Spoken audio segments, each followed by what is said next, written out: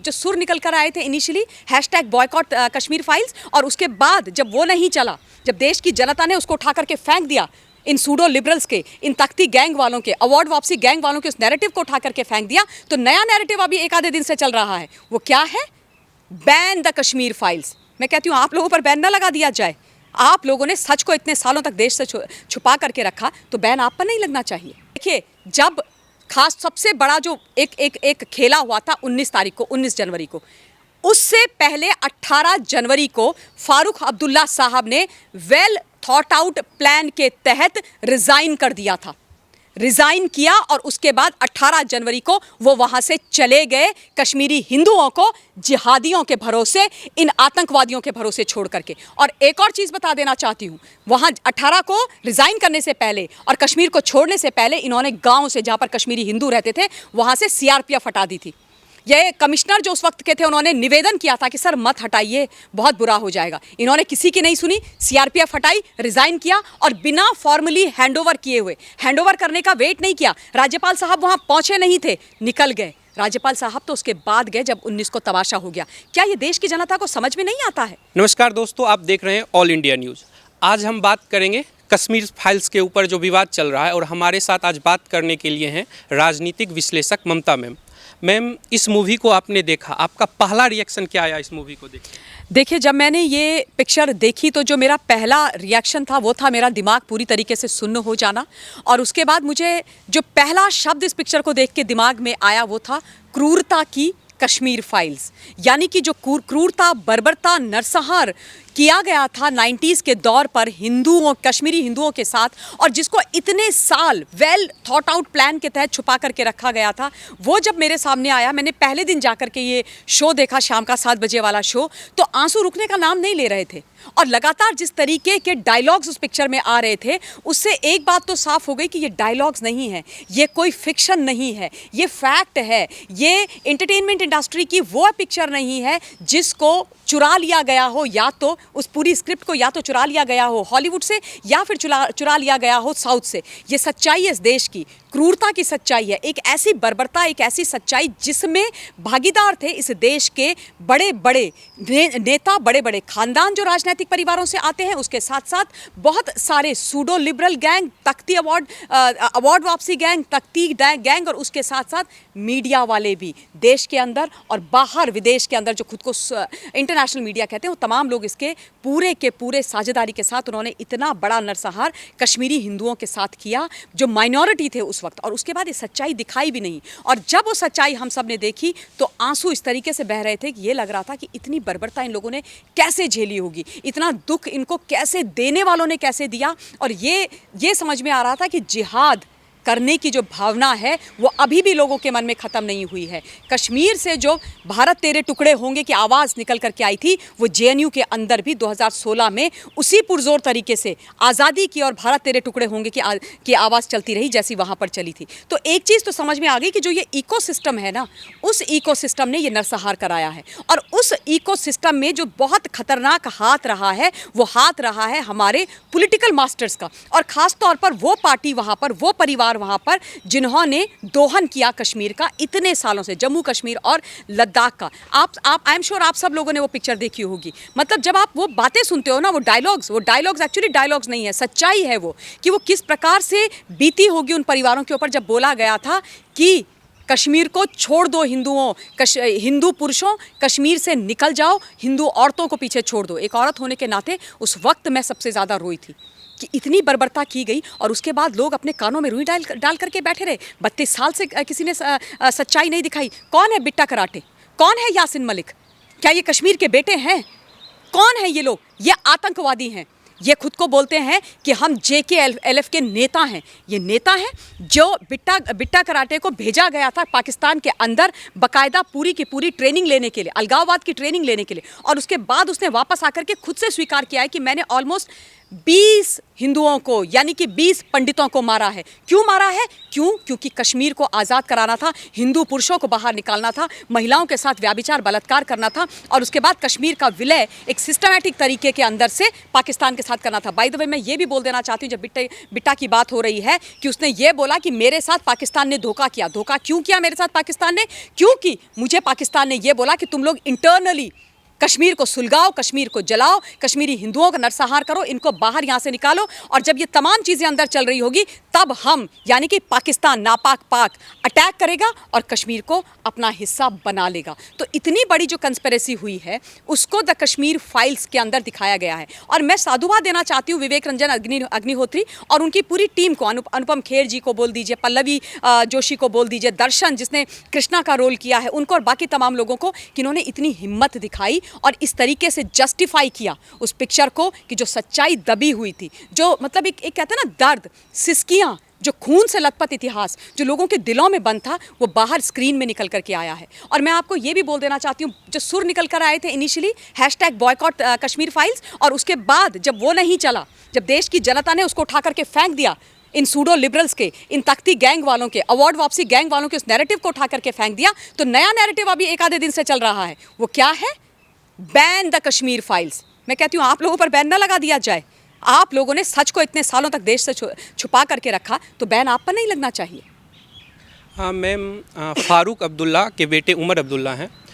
ये उमर अब्दुल्ला का कहना है कि उस समय केंद्र में वीपी सिंह की सरकार थी जो बीजेपी के समर्थन से चल रही थी, तो इसके लिए गवर्नर जगमोहन और बीजेपी जिम्मेदार है। देखिए, जहाँ तक उमर अब्दुल्ला साहब का सवाल है, अब ये तो राजसी परिवार के बेटे हैं, ये तो उस परिवार के बेटे हैं जिन्होंने धारा 370 और 35A के नाम पर जम्मू कश्मीर और लद्दाख का दोहन किया है।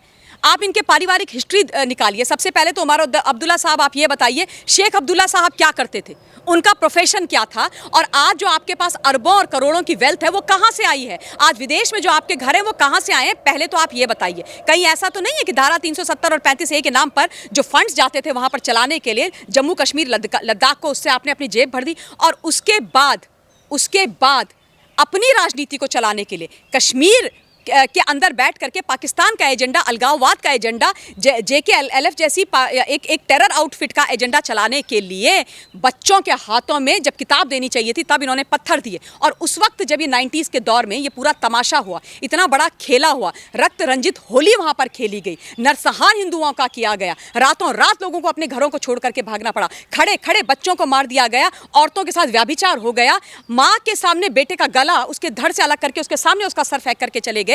उस वक्त उमर अब्दुल्ला साहब आपके पिताजी यानी कि आपके पिताजी फारूक अब्दुल्ला साहब मुख्यमंत्री थे और आपकी पार्टी ने सरकार बनाई थी कांग्रेस पार्टी के साथ मिल करके। ये सच्चाई आप देश को क्यों नहीं बताते हो कि आपने और कांग्रेस पार्टी ने मिल करके ये रक्त रंजित होली हिंदुओं के खिलाफ वहां पर करी थी। और दूसरी बात जो ये बोल रहे हैं कि वीपी सिंह जी की उस समय सरकार थी, भाजपा ने उस सरकार को समर्थन दिया हुआ था, राज्यपाल जी वहां पर थे, झूठ फैला रही है ये पिक्चर, क्योंकि हमारे पिताजी तो वहां पर थे ही नहीं। आप झूठ बोल रहे हैं, आप फिर से तथ्य छुपाने की कोशिश कर रहे हैं। 32 साल तक आपने ये क्राइम किया, एक बार फिर से जब पोल पट्टी खुल रही है, कश्मीर फाइल्स आपके कुकर्मों की फाइल खोल रही है, तो आप उस पर फिर से पर्दा डालने की कोशिश कर रहे हैं। एक सच मैं भी बता देती हूँ आपके माध्यम से आपके व्यूअर्स को। देखिए, जब खास सबसे बड़ा जो एक खेला हुआ था 19 जनवरी को, उससे पहले 18 जनवरी को फारूक अब्दुल्ला साहब ने वेल थॉट आउट प्लान के तहत रिजाइन कर दिया था, रिजाइन किया और उसके बाद 18 जनवरी को वो वहां से चले गए, कश्मीरी हिंदुओं को जिहादियों के भरोसे, इन आतंकवादियों के भरोसे छोड़ करके। और एक और चीज बता देना चाहती हूं, वहां 18 को रिजाइन करने से पहले और कश्मीर को छोड़ने से पहले इन्होंने गांव से, जहां पर कश्मीरी हिंदू रहते थे, वहां से CRPF हटा दी थी। ये कमिश्नर जो उस वक्त के थे उन्होंने निवेदन किया था कि सर मत हटाइए, बहुत बुरा हो जाएगा। इन्होंने किसी की नहीं सुनी, CRPF हटाई, रिजाइन किया और बिना फॉर्मली हैंडओवर किए हुए, हैंडओवर करने का वेट नहीं किया, राज्यपाल साहब वहां पहुंचे नहीं थे, निकल गए। राज्यपाल साहब तो उसके बाद गए जब 19 को तमाशा हो गया। क्या ये देश की जनता को समझ में नहीं आता है? क्या ये पूरा जो कहानी है, ये प्लॉट समझ में नहीं आता है कि मुख्यमंत्री साहब 18 को जाते और 19 को एक खेला वहां पर हो जाता है? और ये समझ में नहीं आता है कि वहाँ पर ये जितने भी बिट्टा आदि हैं उनको पाकिस्तान के अंदर पीओके के अंदर बाकायदा ट्रेनिंग दी जाती थी, पाकिस्तान के अंदर आतंकवाद की हथियार चलाने की ट्रेनिंग दी जाती थी। और उनको शह किसने दी इतने साल तक? किसने उनको सर पे बिठा के रखा? यासीन मलिक को किसने सर पे बिठा करके रखा? उसकी महिमा मंडन किसने किया? कौन से प्रधानमंत्री जी ने उनको मिल करके मिलने बुला करके उनसे हाथ में मिलने गए थे? आप ही के साथ जो आपके अलाई पार्टनर थे ना। तो आप ऐसे कैसे बोल सकते हैं कि उस वक्त हमारी जिम्मेदारी नहीं थी? कितना झूठ बोलेंगे, कितने सत्यों को और तथ्यों को ये छुपाने की कोशिश करेंगे। लेकिन क्या होता है ना कि पाप का घड़ा कभी ना कभी भरता जरूर है, और जब भरता है तो बहुत बुरी तरीके से फूटता है। इन तमाम लोगों का पाप का घड़ा फूट गया है, और मैं बिल्कुल पूरी जिम्मेदारी के साथ ये बोलना चाहती हूँ कि क्या फारूक अब्दुल्ला साहब दोषी नहीं है? क्या उनके खिलाफ किसी प्रकार की कार्यवाही नहीं होनी चाहिए? अभी कुछ दिन पहले फारूक अब्दुल्ला साहब ने एक बयान दिया कि सच बाहर निकलना चाहिए। मैं चाहता हूं फेयर इन्वेस्टिगेशन इस मामले का हो। Yes, I agree with you sir, I 1000% agree with you. Fair and square investigation होनी चाहिए, and those who are guilty should be punished. एंड सबसे पहले वो जो इन्वेस्टिगेशन की सुई है ना और उंगली है, वो आपकी तरफ आती है, और ये बोलने में मुझे कोई परेशानी नहीं है। तो ये सच्चाई है। आप सोचिए, ये वो लोग हैं ना, ये तमाम जिहाद के नाम पे जिन्होंने अल्लाह अकबर के नारे लगाए, बोला मस्जिदों को टेक ओवर कर लिया। जैसे ही ये चले गए वहाँ से फारूक अब्दुल्ला साहब, मस्जिदें टेक ओवर करके बोला या तो कन्वर्ट कर जाओ, या भाग जाओ, या फिर तुम मारे जाओगे। बेरहमी से लोगों को मारा गया था 19 तारीख की रात को। कितने लोग मारे थे ये संख्या मैं बताऊं कि आप बताएंगे उमर अब्दुल्ला साहब? आपको तो सब कुछ पता होगा ना, इतनी बड़ी रक्त रंजित होली आप लोगों ने कराई। आप लोगों को गिरिजा टिक्कू जी का नाम तो याद होगा। गिरिजा टिक्कू कौन है ये जानते हो आप? कि मैं याद दिला दूं? गिरिजा टिक्कू वो कश्मीरी पंडित महिला जो बेचारी अपने काम से जब वापस आ रही थी, तब उसको आपके जिहादियों ने, उन आतंकवादियों ने पकड़ा, उनका अपहरण किया, उसके बाद उनके साथ गैंग रेप किया और जिंदी औरत को आरी चलवा के कटवा दिया।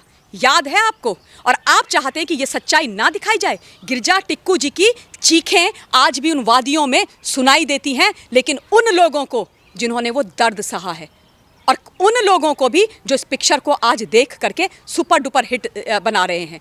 कौल साहब भी आपको याद दिला दूं मैं, और ये वो लोग हैं जिनको दूसरे तरीके से चरित्र चित्रण करके विवेक रंजन अग्निहोत्री जी ने दिखाया है पिक्चर के अंदर। एक सीन आता है जब कश्मीरी पंडित निकल रहे होते हैं, कश्मीरी हिंदू निकल रहे होते हैं ट्रक में बैठ के, तो सडनली एक लड़की देखती है 2 लाशें, 2 लोग पेड़ में लटके हुए हैं। पता है कौन थे वो मिस्टर अब्दुल्ला?